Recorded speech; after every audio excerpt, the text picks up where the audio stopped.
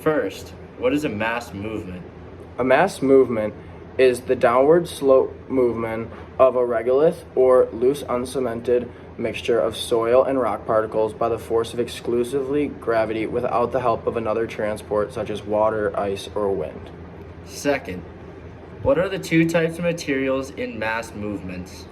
The two different types of materials in mass movements are rock and soil/land. Third, what are the four different types of mass movements and briefly describe each?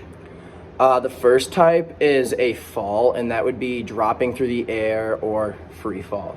The second is a slide, and that is slipping along an unstable plane cohesively like a normal fault.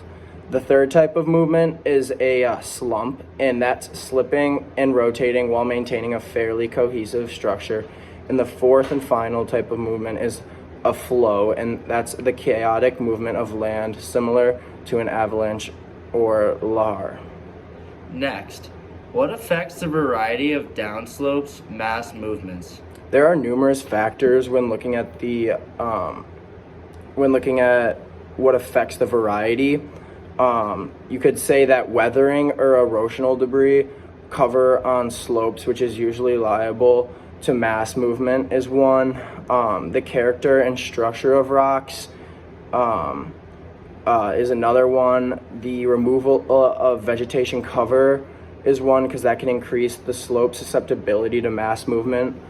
Artificial or natural increases in the slope steepness can affect the mass movement. A big one is earthquake tremors. Those can affect the slope equilibrium and increase the likelihood of a mass movement. And finally, flowing groundwater plays a role in it because it exerts pressure on soil particles and impairs slope stability. Finally, cohesion plays a large role in the frequency, size, and location of mass movements. What geological factors affect cohesion in regards to mass movements? Plant root systems, cementation between grains, water content, and fracture propagation and weathering are all factors. What type of rock is most commonly associated with mass movements? Shale rocks composed of clay and silt grains.